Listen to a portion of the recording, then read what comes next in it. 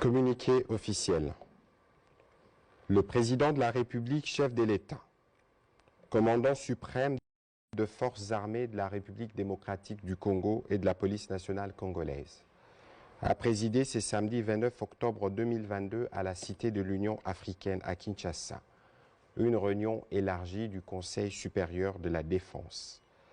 Il a été question de faire le point de l'évolution de la situation sécuritaire dans le Nord Kivu, marquée particulièrement par une série d'attaques et l'occupation de quelques localités congolaises dans les territoires de Rutshuru par le M23 appuyé par l'armée rwandaise. À la lumière des différents rapports recueillis sur terrain, dont celui du Centre conjoint des opérations, équipé des drones de surveillance, il a été observé ces derniers jours une arrivée massive des éléments de l'armée rwandaise pour appuyer les terroristes du M23 en vue d'une offensive générale contre les positions de forces armées de la République démocratique du Congo. Le Conseil supérieur de la défense a rappelé que cette offensive du M23, appuyée par l'armée rwandaise, vient de porter un énième coup au processus de paix de Nairobi et de Luanda engagé depuis plusieurs mois. Cette aventure criminelle et terroriste a rencontré une farouche résistance de forces armées de la République démocratique du Congo, déterminées à défendre la patrie jusqu'au sacrifice suprême. Ces affrontements ont provoqué un déplacement massif de plusieurs milliers de nos compatriotes, rendant encore plus difficile une situation humanitaire déjà préoccupante. Au regard de faits qui précèdent, les conseils supérieurs de la défense demandent au gouvernement 1.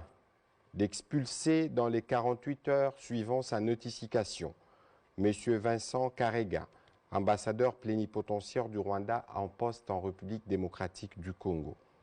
Et ce, en raison d'une part de la persistance de son pays à agresser la RDC et à appuyer les mouvements terroristes du M23 qu'il instrumentalise à cette fin, et d'autre part du mépris teinté d'arrogance des autorités rwandaises vis-à-vis tant du processus de Nairobi et de Luanda que des recommandations de la communauté internationale, plus précisément des Nations Unies, de l'Union africaine, de la Communauté de l'Afrique de l'Est, de la SADC et des partenaires multilatéraux, exigeant unanimement la cessation des activités terroristes du M23 et de tout appui extérieur à lui, son retrait sans délai ni condition des localités congolaises occupées et les retours immédiats des populations déplacées.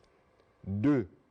D'envoyer en toute urgence une mission humanitaire pour porter une assistance à nos populations déplacées à la suite de ces attaques.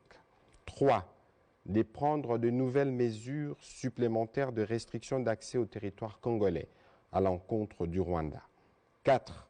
D'accroître la force de frappe des forces armées et de sécurité. 5. De réaffirmer la volonté de la République démocratique du Congo de rester engagée dans les processus de paix de Nairobi et de Luanda en vue de restaurer durablement la paix, la sécurité et la stabilité dans la région des Grands Lacs.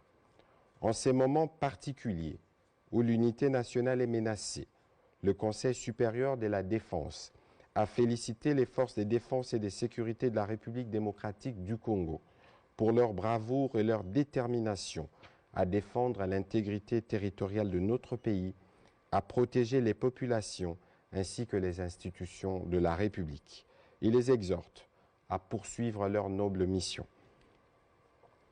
En vue de préserver l'unité nationale, le Conseil supérieur de la défense a rappelé la recommandation du président de la République, chef de l'État, celle de s'abstenir de tout type de discours, actes de violence ou des stigmatisations contre les communautés rwandophones pour ne pas prêter les flancs à l'ennemi.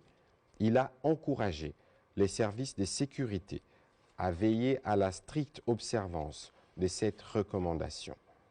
Enfin, le Conseil supérieur de la défense remercie le peuple congolais pour l'élan de solidarité et de patriotisme manifesté à l'endroit de nos forces armées et de nos populations touchées par cette agression. Il a annoncé que le président de la République, chef de l'État, s'adressera à la nation dans les prochains jours. Fait à Kinshasa le 29 octobre 2022 pour les Conseils supérieurs de la défense élargi. Patrick Muyaya, ministre de la Communication et des Médias, porte-parole du gouvernement. Je vous remercie.